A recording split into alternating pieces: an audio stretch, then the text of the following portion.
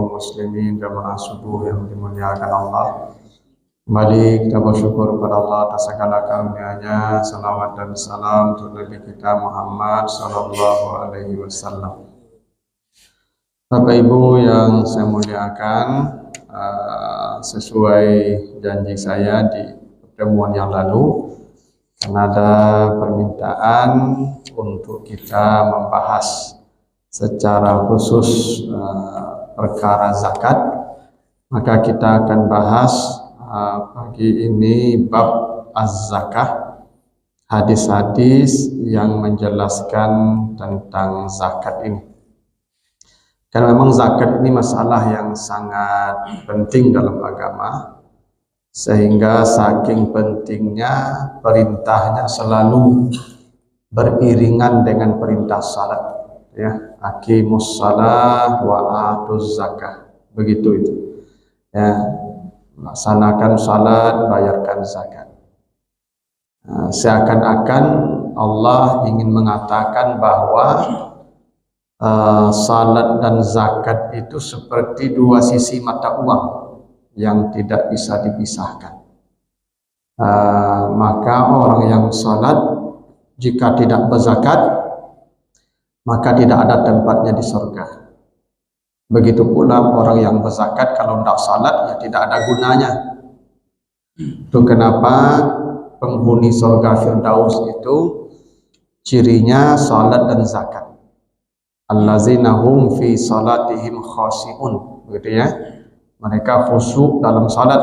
Lalu wallazina hum lizzakati fa'ilun, mereka selalu membayarkan zakat harta mereka. Nah, jadi ini pentingnya zakat, ya, karena dia selalu beriringan dengan perintah salat. Nah, banyak sekali hadis tentang zakat ini, kita bacakan beberapa sesuai alokasi waktu. Kalau tidak selesai nanti kita sambung. Hadis pertama, hadis dari Ibnu Abbas, hadis riwayat Bukhari Muslim, ya, muttafaq alaih. Anna Nabi sallallahu alaihi wasallam ba'asa Mu'az ilal Yaman. Jadi diceritakan Nabi pernah mengutus seorang sahabat namanya Mu'az, ya, Mu'az bin Jabal ke Yaman. Jadi dulu Nabi menyebar sahabat untuk berdakwah, ya, mengajak orang masuk Islam. Ada Nabi, utusan-utusan Nabi banyak. Salah satu utusan Nabi itu namanya Mu'az yang dikirim ke Yaman berdakwah. Lalu kata Nabi kepada Mu'az, innallaha qad iftarada alaihim sadaqatan fi amwalihim tu'khazu min aghniyaihim faturaddu fi fuqaraihim. Kata Nabi, Mu'az, nanti kalau mereka sudah menerima Islam, sudah bersyahadat, maka Allah mewajibkan kepada mereka zakat harta mereka. Jadi di sini disebut sedekah, ya. Sedekah itu ada yang sunat, ada yang wajib. Yang sunat yaitulah ada infak, ada wakaf, ada apalagi itu hadiah, ada hibah, ada wasiat, itu namanya sedekah sunat. Yang sedekah wajib namanya zakat. Allah telah mewajibkan atas mereka yang masuk Islam itu zakat harta mereka yang ditarik dari orang-orang kaya lalu dikembalikan kepada orang-orang fakir.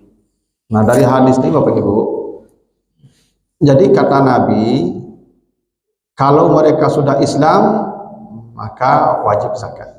Jadi zakat ini wajibnya kepada orang Islam tanpa batas usia, selama mereka kaya dan tanda kutip punya harta yang mencapai batas-batas minimal zakat. Kalau salat ada syaratnya Bapak, ya, dewasa, harus berakal. Nah, haji juga begitu, dewasa, berakal. Tapi kalau zakat, ya, zakat anak kecil pun wajib zakat kalau dia punya harta. Nah, kan bisa jadi begini Ibu, dia masih setahun usianya, mati bapaknya. Bapaknya kaya, Pak, punya harta warisan untuk dia. Maka anak yang umur setahun ini wajib zakat nih Pak, sampai hartanya masih mencukupi untuk ya minimal zakat setahun satu nisab. Jadi kata Nabi, diwajibkan atas mereka semua zakat yang ditarik dari orang kaya. Jadi bahasanya ditarik. Kalau ditarik itu artinya zakat itu paksaan. Karena ditarik, Pak. Ini sesuatu yang ditarik itu karena tidak mau keluar sukarela. Jadi zakat itu sebenarnya Bapak Ibu, kenapa diwajibkan? Karena zakat itu pada prinsipnya karena manusia kikir. Kalau manusia tidak kikir, dia tidak akan berzakat. Manusia itu karena wajib zakat karena kikir. Karena menimbun sampai banyak. Orang yang suka menimbun itu tanda orang kikir. Karena kata Allah begitu. Wailul likulli humazatil lumazah allazi jama'a malan wa adadah, ya, di surah Al-Humazah begitu kan. Jadi orang itu hobinya menimbun, menghitung. Yang menimbun, menghitung itu orang kikir. Makanya ada senisab hartanya sampai. Kalau orang tu tidak kikir, dapat bagi. Kapan dia senisab tu, Pak? Kapan dia mau berzakat tu, Pak? Dapatnya bagi langsung. Dia tinggal untuk makan ini saja. Dapat besoknya bagi langsung. Dia tinggal untuk makan. Bila dia berzakat tu, Pak? Jadi prinsip zakat tu karena orang kikir. Karena manusia itu karakternya di surat Al-Adiyat itu ya, wa innahu lihubbil khairi lasyadid. Manusia itu sangat cinta dengan harta. Beda sifat manusia itu, Pak. Wa innahu lihubbil khairi lasyadid. Wa tuhibbunal mala hubban jamma. Kamu mencintai harta dengan cinta yang sangat. Nah, karena manusia pecinta harta, makanya diwajibkan zakat, dipaksa. Maka bahasanya ditarik. Karena kalau ditarik itu berarti tidak masuk. Karena itulah dalam zakat ada amil namanya. Amil itu petugas yang menarik zakat. Jadi negara menunjuk ya para auditor untuk mendatangi rumah-rumah orang beriman, menghitung harta mereka dan menarik harta mereka. Makanya amil namanya, petugas penarik zakat. Makanya amil kau dapat itu sepada lapat, makanya karajo karit menjapui harta orang. Ya. Makanya zakat itu perintahnya di surat At-Taubah 103, khuz min amwalihim sadaqah, tariklah harta mereka sebagai zakat. Ditarik. Nah, sesuatu yang ditarik itu paksaan sifatnya. Makanya orang kalau tidak mau berzakat boleh diperangi oleh pemerintah. Dulu Abu Bakar pernah memerangi orang-orang yang menolak membayar zakat. Kalau orang tidak salat, biarkan sajalah dia tidak salat, urusan dia. Dia tidak puasa, ya biar sajalah dia tidak puasa, urusan dia. Dia tidak haji, terserahlah mau haji mau tidak. Tapi kalau tidak zakat, perangi. Begitu pentingnya zakat nih, Pak, ya. Makanya kata Nabi, tarik dari mereka. Dan dikembalikan kepada orang fakir. Jadi kalau dikembalikan berarti itu milik mereka yang kita ambil. Jadi bahasa Nabi bukan berikan, kembalikan. Faturaddu, kembalikan. Berarti itu hak orang yang ada pada kita, harta orang. Makanya zakat itu, apa tujuan zakat, Pak? Membersihkan harta, kan? Khuz min amwalihim sadaqah tutahiruhum wa tuzakkihim. Ambillah zakat harta mereka untuk mensucikan harta mereka dan jiwa mereka. Maka disebut zakat. Zakat itu artinya pembersihan. berarti hartanya tidak bersih. Jadi orang Pak semakin kayu semakin tidak berasi hartanya Pak. Saya Pak. Karena ada sebuah kaidah Pak. Bicara kalau terlalu banyak akan terselip bohong di dalamnya. Itu biasa begitu tuh Pak. Bicara kalau terlalu banyak ada bohong di dalamnya itu. Maka jadi otak jadi. Harta kalau terlalu banyak pasti terselip yang haram di dalamnya, pasti. Makin banyak hartanya pasti makin banyak pula yang haram di dalamnya. Tidak bisa dihindari itu. Nah karena itu harta orang, kalau haram harta orang itu, maka keluarkan harta orang itu, kembalikan kepada mereka. Jadi Bapak Ibu berzakat itu bukan memberi orang itu, mengembalikan punya orang yang ada pada kita. Itu zakat itu. Ya. Jangan merasa berjasa pula Bapak Ibu memberikan zakat ke orang itu. Nah, itu.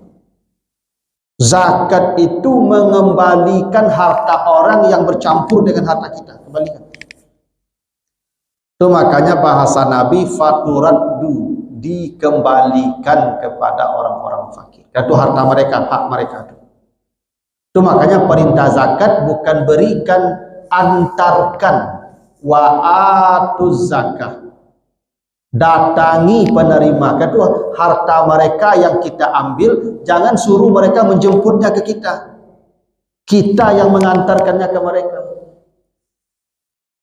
Makanya zakat itu Pak, itu tidak boleh orang itu disuruh menjemput ke rumah kita atau menjemput ke kita, kita yang mendatangi mereka. Itu harta mereka yang kita ambil. Itu makanya perintah zakat itu atu, datangi. Kadang ada orang kayu, kok Pak nyejejer kan orang miskin di muka rumah itu, antri. Tidak boleh begitu. Itu harta mereka yang kita ambil. Kewajiban kita kembalikan mereka kepada mereka. Makanya diantarkan ke tempat mereka zakat itu. Tidak di mereka yang disuruh menjemput. Awak menciluk haratonya tuh, curulunya menjemput ke rumah awak, kan tidak pas tuh. Awak kalau mengambil haratu orang, akhirnya haratunya bantan kinyo. Itu kenapa Nabi berkata ditarik dari mereka oleh petugas, diantarkan ke mereka yang miskin penerima. Nah itu ya, jadi zakat itu hukumnya wajib, bahkan ditarik paksa sifatnya dari orang-orang kaya dan dikembalikan pula ke orang miskin. Jadi orang miskin itu jadi ambil zakat nih Pak Ibu, bukan di kantor. Ibu orang berzakatnya terima. Tapi kau nyundang orang miskin menjapui zakat ke kantor ambil zakat tu. Tak begitu ambil zakat tu Pak. Ambil zakat tu bergeliria. Bapak bergeliria dia ke rumah-rumah. Dia datangi rumah-rumah. Pak, para harap tu Pak, catat audit lah. Setelah diaudit, Pak kanai sekian. Ambil langsung. Setelah diambil, cari orang miskin, kembalikan ke orang miskin. Itu petugas ambil, namanya ambil tu Pak. Yo bakarajo menjapui jo mantan. Itu maka dapatnya seper 8 payah kerajonya. Dan satu-satunya ibadah yang punya petugas itu zakat. Tak ada petugas salat, tak ada petugas puasa. Ya, yang punya petugas yang wajib itu. Nah, itu zakat saja. Nah, itu tentang hukum. Lalu hadis dari Anas, ini hadis Bukhari, panjang hadis itu ya. Nah, kita baca sedikit saja. Jadi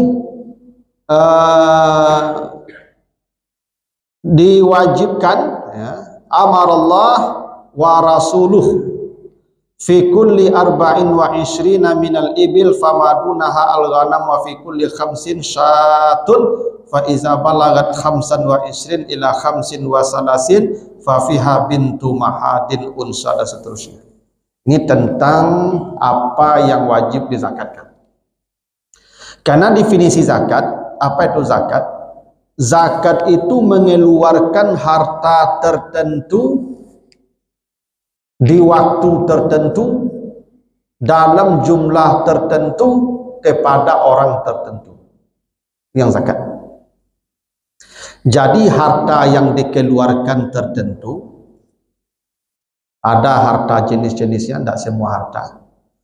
Di waktu tertentu, maka dari sepanjang waktu ada haul namanya, tahun. Dalam jumlah tertentu, maka ada ambang batas minimal namanya nisab. Tidak semua jumlah, ada jumlah tertentu. Dan kepada orang tertentu, tidak kepada semua orang, tidak kepada semua pihak.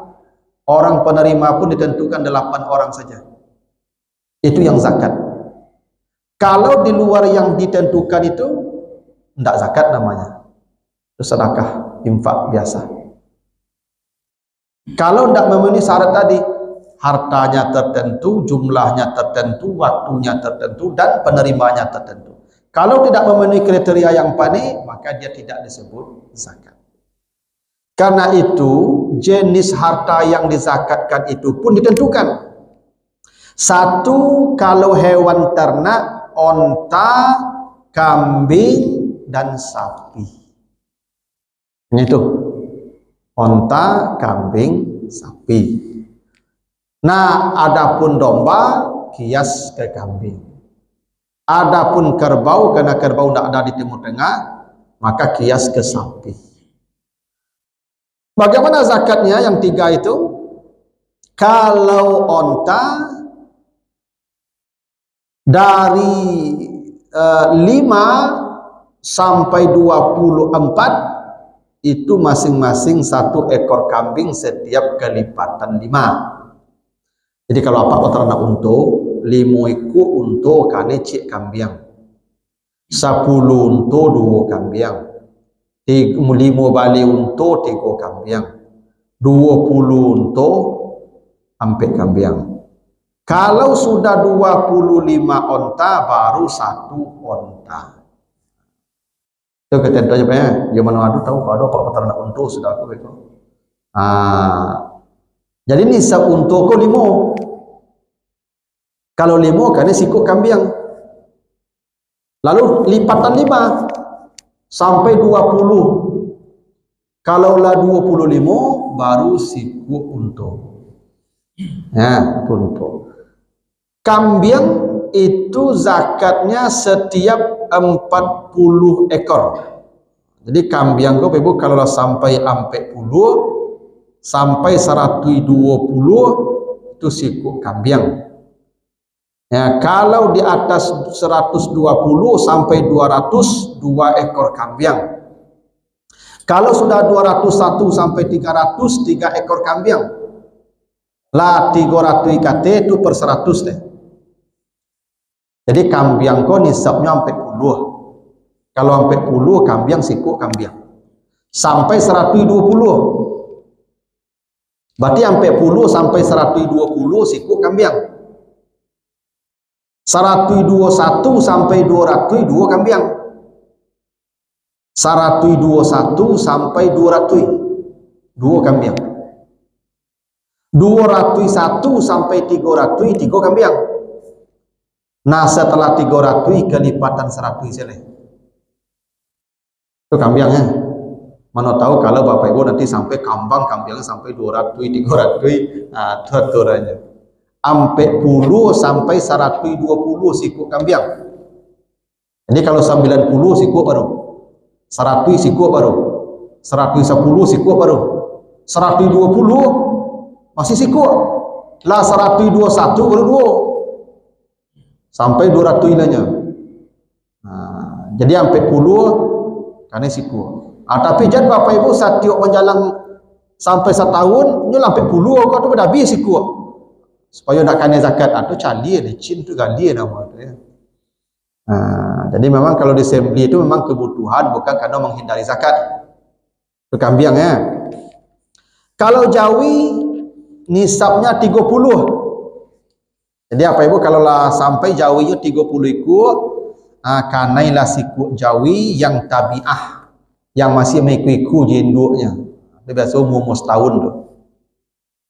Kalau 30. Kalau lah 40 kanai jawi sikut usia 2 tahun. Lah bagi giginya. Jawinya lah bagi gigi kalau sampai 10. Nah, setelah sampai 10 tu kelipatan 40 satu ekor sapi. Jadi nisab sapi 30, nisab unta 5, nisab kambing sampai 10. Nisab jawi 30. Tapi setelah 30 sampai 10 jawinya bertambah gadangnya. Kalau tadi 1 tahun umurnya sekarang 2 tahun. Setelah itu baru kelipatan 40. Kelipatan 40 itu baru kanai satu jawi yang usia 2 tahun. Begitu terus. Jadi lain daripada ini tidak wajib zakat. Jadi kalau apa peternak ayam 100.000 aja bapak, orang banyak itu 100.000 banyak. Ayam tidak wajib zakat. Kecuali ayamku ibu jual, tu pitinya ibu simpan 1 tahun kemudian baru kena zakat. Itu bukan zakat ayam, zakat simpanan namanya. Sama jamnya, nak ayam lah. Kau ada apa peternak ikan, dok tanggung banyaknya kolam ikan apa? Maka ikan nak kena zakat. Karena zakat itu harta tertentu. Kalau ternak yang wajib hanya itu kambing, sapi, onta. Jadi kalau bapak ibu peternak puyuh, walaupun sekota Padang ku puyuhnya tidak wajib zakat, karena tidak masuk kategori harta yang wajib, karena tertentu. Jadi kalau ibu bersedekah puyuh, bersedekah ayam, bersedekah ikan, itu tidak zakat, sedekah infak, bukan zakat, karena tidak masuk kategori harta yang ditentukan untuk dizakatkan. Ya, tidak masuk kudo bagai kudo apa terhadap kudo, berarti kudo tidak wajib zakat. Ya, yang wajibnya itu ada ternak rusuh, ternak kijang, ya bibit bagai itik bagai tidak wajib zakatnya. Lalu kata Nabi, hadis dari Umar bin Shu'aib, ya, tu'khazu sadaqatul muslimin ala miyahihim, ya, wala tu'khazu sadaqatuhum illa fi duwarihim, fi durihim. Diambil zakat orang Islam dari air yang mereka jual, tapi tidak diambil zakatnya kecuali air yang mereka jual yang di kampung mereka. Ini mau tahu Bapak Ibu bisu ada yang pengusaha depot, ya, menjual minum ke Rajo. Jadi orang yang menjual air wajib zakat. Caranya hitung penjualannya itu setahun. Kalau mencapai senisab senilai 85 gram emas penjualan air itu, maka kena zakat 2,5%. Yang menjual air, syaratnya air itu yang dijual air yang di tempat dia. Maksudnya sih air misalnya depot, airnya semua, semuanya. Nyusuai semua tu berarti itu miliknya tu, ya semua tu kena zakat. Tapi kalau airnya diambil dari tempat lain, misalnya ambo punya usaha depot, ambo ambil air dari Gunung Talang di Solo, bawa ke Padang Kota, ambo jual di Padang Kota, ambo tak kena zakat. Kenapa? Karena saya tidak menjual milik saya. Kalau semua milik ambo menggali semua. Kalau ibu ciluk air, kalau ibu ambil semua ambo kok tanpa izin ambo menciluk tak? No milik ambo. Berarti ambo menjual milik ambo, maka wajib zakat. Tapi air Gunung Talang tu tak ada yang punya lah Pak, tak ada pemiliknya lah. Kalau Pak ambil air Gunung Talang tu tak ada orang keberang lah, tak ada pemiliknya. Apa ambil tu Pak jual, tak kena zakat lah Pak. Kecuali ambo mambi air di Gunung Talang, ambo punya auto tangki, ambo jual ke orang depot, ambo yang menjual air Gunung Talang tak kena zakat, apa yang menjual di depot membalik ambo kena zakat. Sudah Pak ya? Ambo punya tangki, ambo ambil air Gunung Talang, ambo jual ke orang depot, ambo yang menjual air Gunung Talang ke orang depot tak kena zakat. Tapi orang depot yang membeli air ke ambo lu jual, tu kena zakat.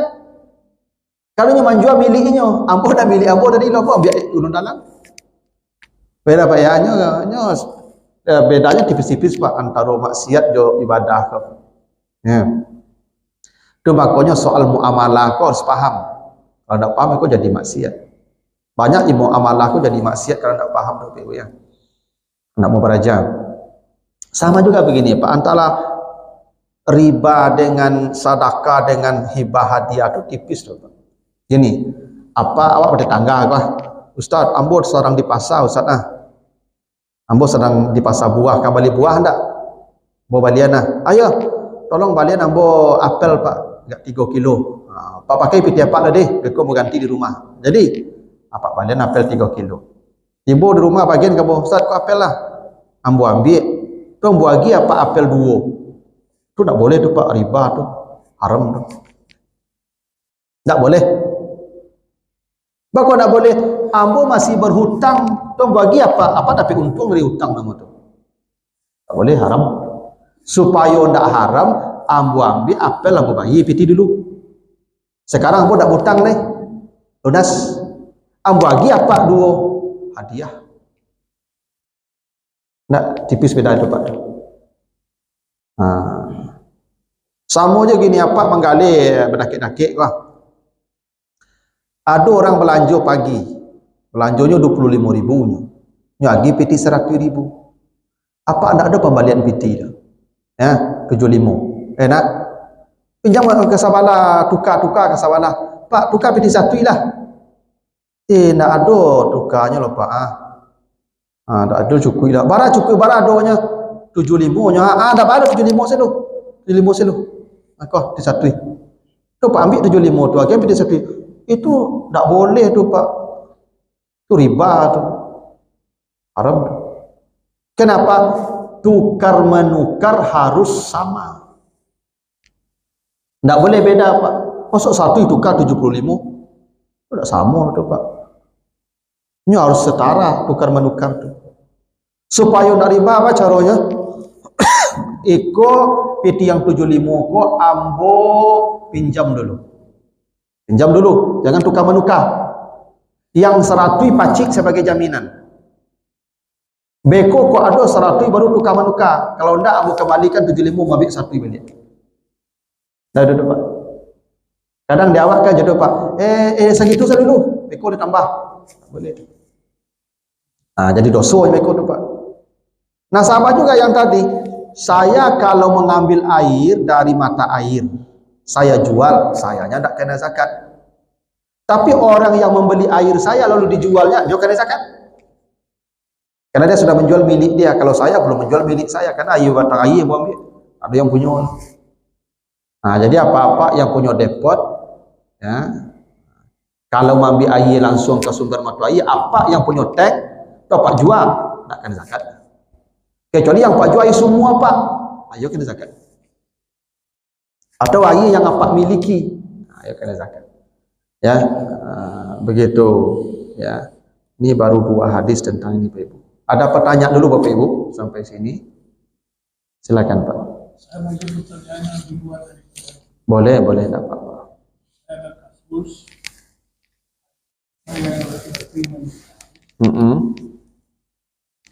tidak membawa harta aku dari hasil usahanya waktu berjalan.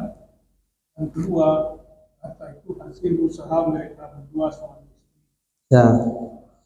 Pertanyaan kedua, apakah anak dari saudara laki-laki yang saya telah meninggal mendapat bagian daripada harta warisan dari adik laki-laki saya yang telah meninggal?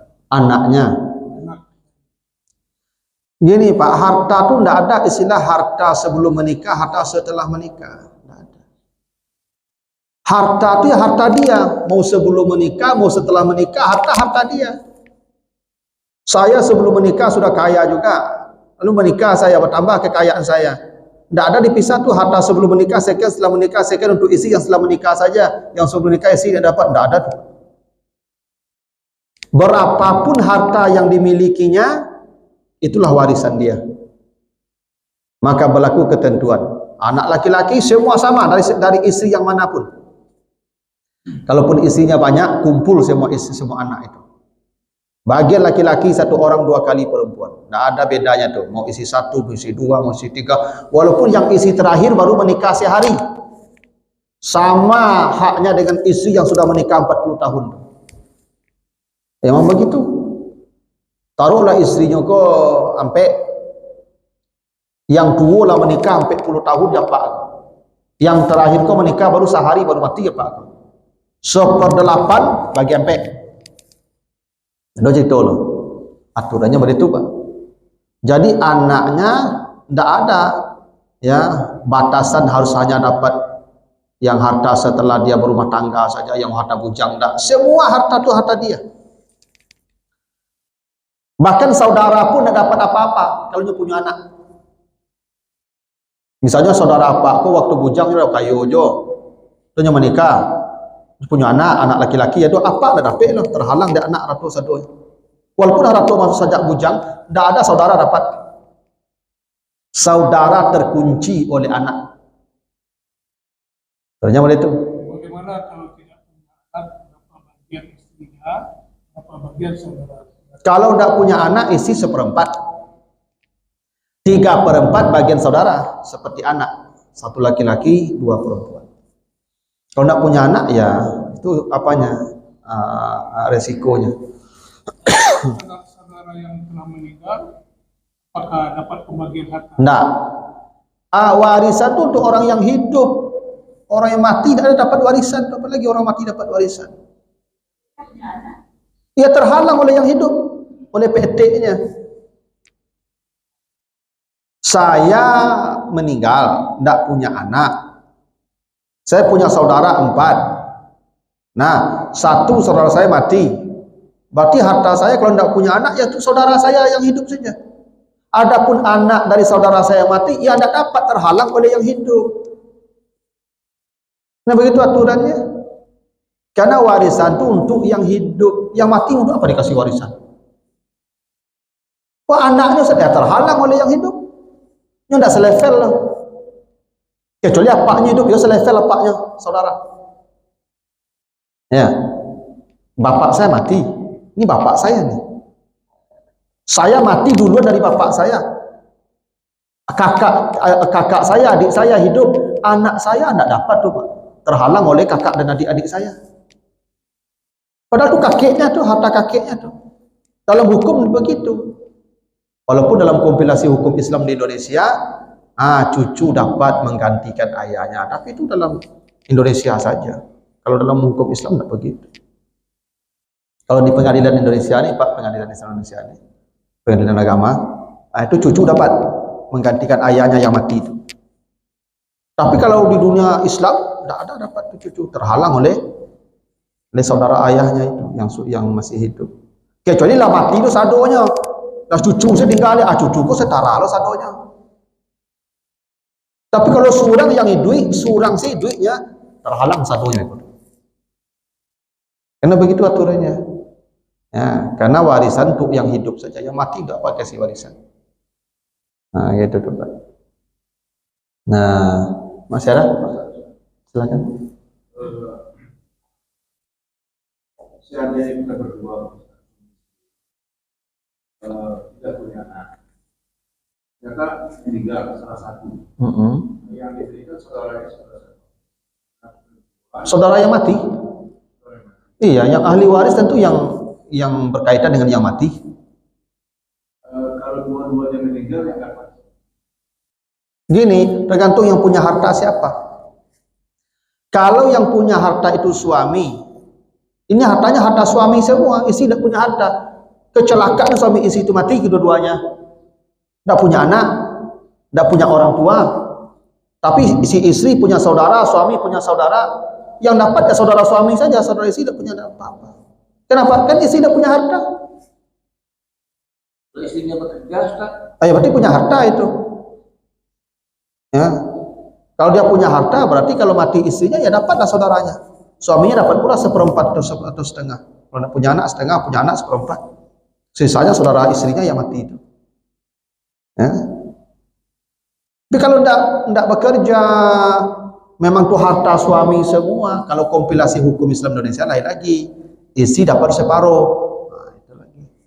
Tapi itu di Indonesia saja berlakunya, lain tidak. Ya, makanya kompilasi hukum Indonesia ini kadang aneh-aneh, Pak. Harus adanya dia juga punya anak. Terus Anak perempuan ada? saudaranya Anak perempuan ada?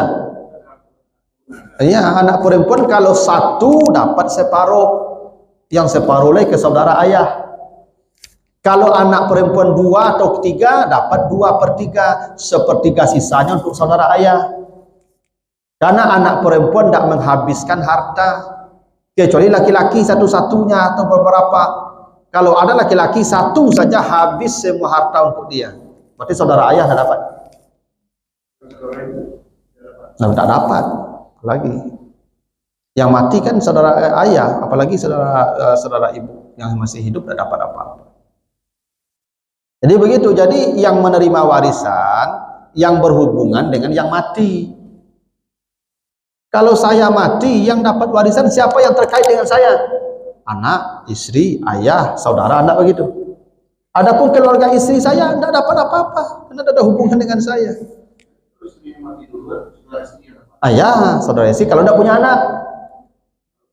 Kalau tidak punya anak terhalanglah oleh anak.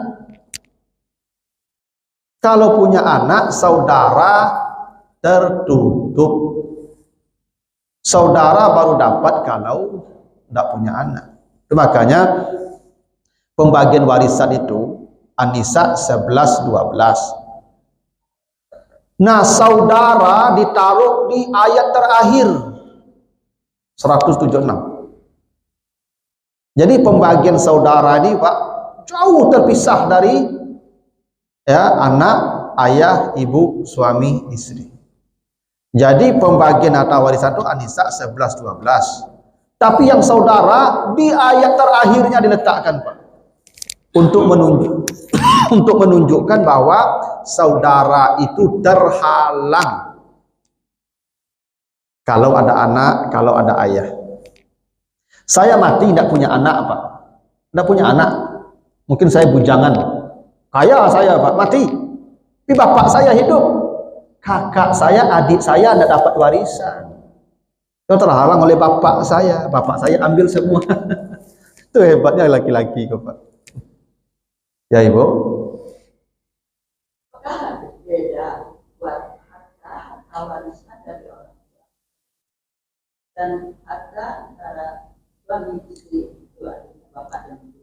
Karena gini, harta yang harta usaha kebetulan itu ada namanya mertua saya satu, mama saya satu.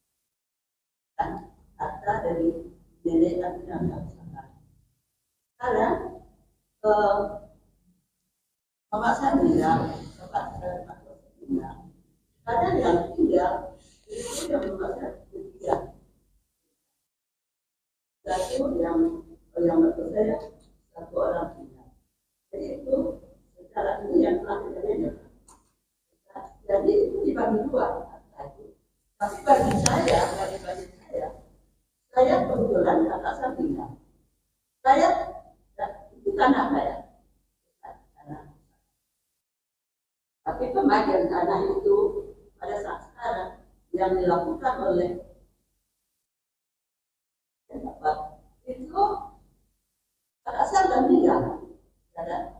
Yang dibuat di dalam sertifikat itu nama saya, nama kakak saya yang terjadi sudah anaknya cuma. Jadi Pak itu apakah bisa? Begini, Ibu, pusaka itu wakaf. Pusaka itu wakaf. Wakaf itu tidak boleh diwariskan, tidak boleh dibagi, tidak boleh dijual. Itu makanya harato pusako kok tidak makan gadai, tidak makan jual. Apa kaidah? Karena ini sedekah jariahnya yang punya harta. Itu makanya tidak dijadikannya sebagai warisan yang akan dibagi-bagi. Iko jariah ambo kuah, pahalonya mengalir sampai kiamat untuk ambo. Karena itu ini jadi milik publik, milik suku. Sianan payah hidupnya, sianan susah hidupnya, buat lah kau. Maka bergilir, manfaat bukan pemilik. Pusaka itu yang boleh hak guna, tidak hak milik. Kalau misalnya saya menerima pusaka dari nenek-nenek ambo kebetulan punah, tidak ada lagi pedusi dia, tinggal laki-laki saja, ambo saya seorang lagi, tetap tidak boleh ambo menjual pusaka itu. Walaupun ambo satu-satunya ahli waris di suku itu, punah, nanti ambo pasan kalau ambo mati haratu ambo wakafkan ke umat. Tapi pusaka itu kan udah atas nama mama. Tidak boleh atas nama itu. Pusaka tetap wakaf. Kalau dibagi pusaka itu ibu, itu memutuskan wakaf orang. Dosa itu. Nyo tetap hak pakai sampai turunan bilu pun hak pakai. Saya yang susah pakai, saya yang susah pakai. Kita udah ramai. Sekian orang, ratusan orang di dalam. Enggak bisa. Kalau ibu bagi, tidak usah ibu satu. Tidak usah ibu satu. Berarti ibu ikut pula memutuskan wakaf yang punya harta. Tidak peduli, so, makin ramai makin rancak lah. Makin banyak yang bisa memanfaatkan harta itu. Ayah itu yang tidak paham, berantam itu tidak paham aturan agama. Dipergilirkan berapa nenek. Pindah tahun kini kubwe, besok pindah kubwe, besok pindah kubwe, manfaat. Tak boleh hak jual, hak pakai, apa hak milik, hak waris apa lagi, tak boleh. Makanya di kampung kan ada satu-satu. Kalau menjual pusaka kau, kate nak berpucuk, ke bawah nak berurek, di tengah digirit kumbang. Dilaknat hidup kita kalau menjual pusaka itu. Ya, membagi-bagi pusaka itu dilaknat. Kalau itu memutuskan wakaf yang punya harta dulu. Kalau dia ingin membagi, lah bagi dulu ketika hidup itu. Tapi ini tidak bagi, tidak mau dia bagi. Ini harta saya sampai hari kiamat. Ya, dulu orang takut menjual-jual pusaka kok. Kini orang lah semena-mena aja ya pusaka, kalau pusaka kok harato bisa dibagi-bagi. Nah itu wakaf. Baiknya ibu tidak usah ikut. Kalau kalian bagi, terserah kalian. Ambo tidak satu loh. Jadi dia gilang boleh. Karena itu bagian daripada maksiat tuh, memutuskan ibadah orang nama itu. Ini jariah amalnya kok. Buat putih, tidak jariahnya lah. Tidak masalah waktu Pak. Ya. Pusaka tidak boleh dijual, tidak boleh diwariskan, dibagi-bagi. Dia hanya pindah-pindah tangan saja. Nanti pindah itu hanya hak pakai. Iya, tidak ada hak milik sampai kiamat. Kalaupun punah, tetap wakafkan ke publik supaya itu tetap jariah sampai hari kiamat, pahalanya kepada yang punya harta. Itu kadang-kadang awak kini kol di kampung bahasa ambonya aku sehingga tidak tahu ma yang harato yang boleh dibagi, ma yang tidak boleh dibagi, selalu bagi sih sedon. Itu berdosa tu Pak memutuskan wakaf orang tu. Ya. Orang yang punya harta itu Pak, kalau niu membagi dulu aja bagi gitu Pak. Itu Pak. Yang punya harta mah. Tapi nyo berwasiat yang iko jangan dibagi. Harta ambo yang iko jangan dijual, iko pakai sampai hari kiamat untuk jadi amal lambo. Itu dulu Pak. Kalau duit dapat ketika nyo mewasiat tu, tertaluk dapat membagi-bagi itu. Itu mah kok jadi pusaka tu mah. Karena wasiat no menjelang mati tu yang iko jangan dijual, jangan dibagi. Kalian pakai kau sampai hari kiamat untuk jadi amal jariah tu pasti begitu wasiat itu dapat makok jadi pusaka. Tidak ada. Baik kalau tidak pusaka namanya tu. Yang sekarang tanah namanya Islam. Dua orang masih ada. Ya kalau sudah pusaka tu. Kenapa tidak dibagi dulu waktu mati langsung? Kan harus begitu. Kalau tidak wasiatnya dulu pasti dibagi ketika mati itu. Kenapa ketika mati dibagi dulu? Berarti itu wasiat. Itu salah yang hidup dah. Orang mati dia tu lawannya wasiat dulu. Ya dah. Makanya yang begitu, makanya harato kok Ibu, kalau mati, kalau tidak wasiat, bagi langsung. Itu kaidahnya. Ya sampai bertahun-tahun lah harato kok lu dibagi dan tidak bisa begitu tuh Ibu. Pembagian warisan itu begitu mati tak kubur langsung bagi yang ada. Setelah hutang dan wasiat ditunaikan. Yang wasiat aja ni gaduh-gaduh dengan wasiat. Wajib hukumnya tunaikan sebagaimana kita dengar dari yang mati itu. Persoalannya kenapa tidak dibagilah sekian puluh tahun? Ya kemungkinan besar itu wasiat dia, maka tidak dibagi orang-orang ketika itu. Awak yang anak cucunya mengira itu tidak wasiat, itu wasiat. Ya toh? Saya sarankan nanti Bapak Ibu kalau mati kalau tidak berwasiat, bagi langsung ratu tu. Jadi pakai pacik-paciknya ratu tu. Kadang-kadang awak apa di ibu-ibu, besok salah ratu kok selama amai itu ama dulu pacik, tak bisa begitu. Bagian ibu 1/8-nya, bagian anak-anak 7/8, bagi langsung. Beko lama ibu pacik ratu kok habis, beko nak mati beko ibu makan ratu orang tu, walaupun ratu anak ibu. Ada sebagian tu selagi mama hidup harta jangan dibagi lu, tak bisa begitu. Kalau mak dia awak saya diaturan nama tu. Asa mati ya pak tu bagi langsung. Yang bagian ibu ambil, yang bagian anak ambil. Selesai urusan. Kalau silakan gini, misalnya kalau itu rumah itu tidak boleh dijual, nanti siapa yang tidak punya rumah, silakan. Rumah siapa? Rumah ibu, berarti milik ibu kan? Boleh. Itu rumah itu berapa nilainya?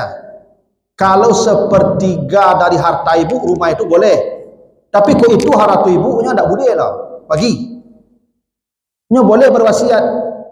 Tapi 1/3 dan wasiat itu pun tidak boleh ke anak. Selain mereka. Kalau kakak, ke adik yang tidak dapat warisan. Tidak boleh. Rumah aku besok kau mati aman tidak boleh dijual ya. Dah ngasih wasiat tu besok jual matinya tu. Ama ambo baru wasiat besok rumah aku kalau mati amak tidak boleh dijual. Daknya cik tu hartonya. Kami bertiga beradik. Antok saya lah beko mati amak tu jual saya leh. Tu wasiat begitu tidak wajib ditunaikan tu. Menzalimi hak ahli waris sama tu wasiat tu.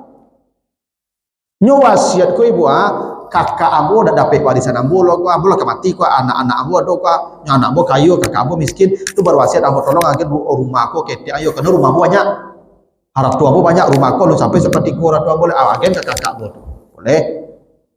Tapi kalau anak tak boleh berwasiat lo foto doang yo ko rumah doang yo ko ladang doang yo ke anak-anak batal. Hibah pindahkan langsung agen kinyo langsung solah kinyo langsung. Aduh, bong jawab oleh hibah boleh. Kalau misalnya dari itu amanah kita,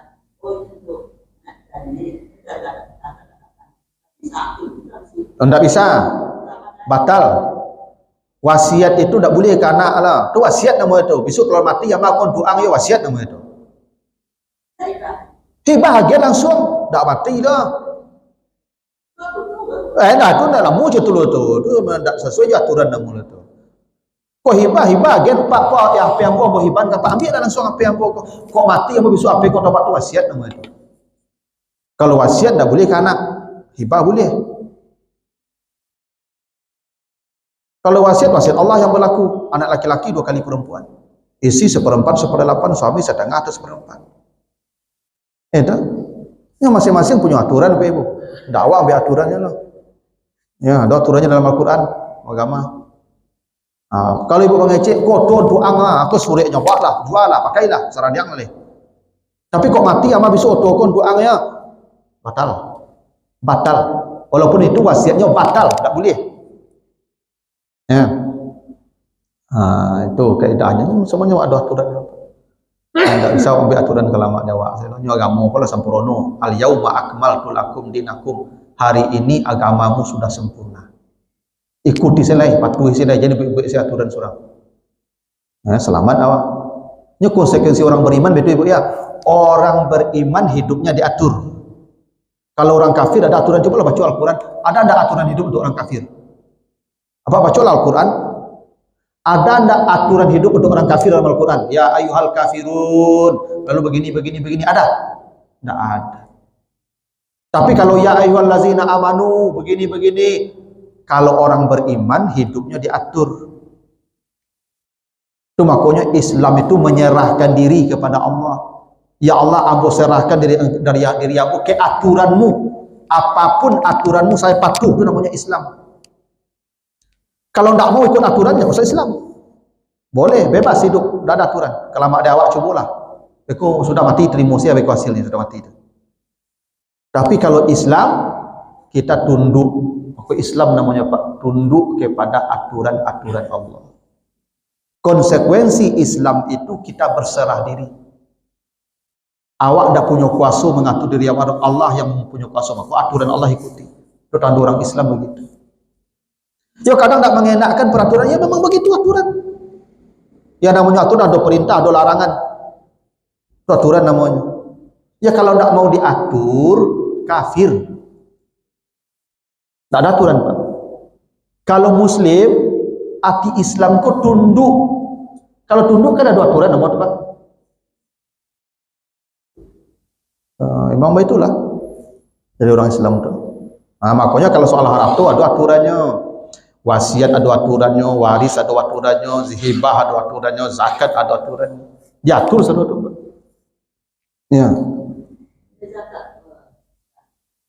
Zakat tadi.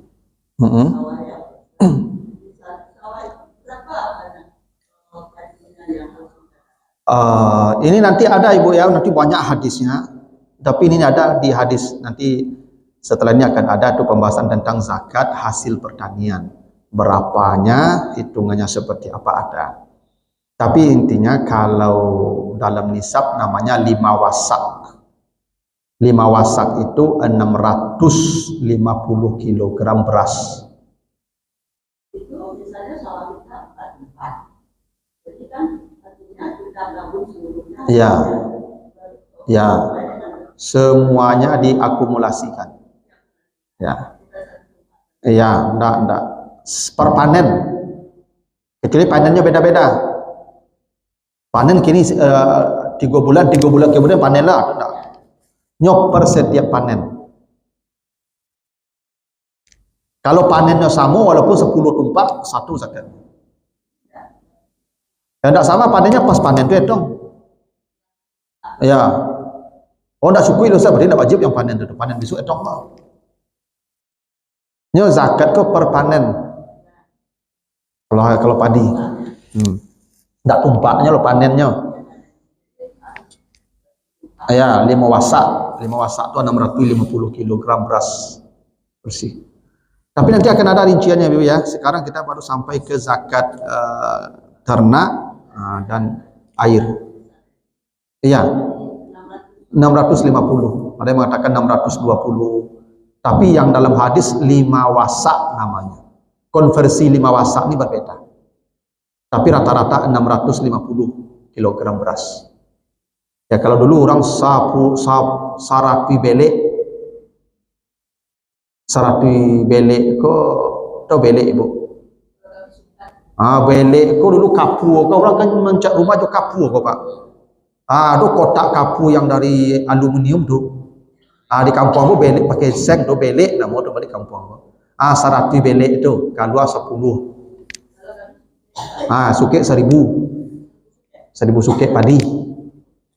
Itu, tapi itu konversi 5 wasak dia agak beda. Tapi dalam hadis 5 wasak namanya. Ya, begitulah dulu Bapak Ibu, mudah-mudahan ada manfaatnya. Nanti kita lanjutkan hadis tentang zakat ini masih banyak. Kita tutup dengan doa kafarat. Subhanakallahumma wa bihamdika, asyhadu an la ilaha illa anta, astaghfiruka wa atubu ilaika. Wassalamualaikum warahmatullahi wabarakatuh.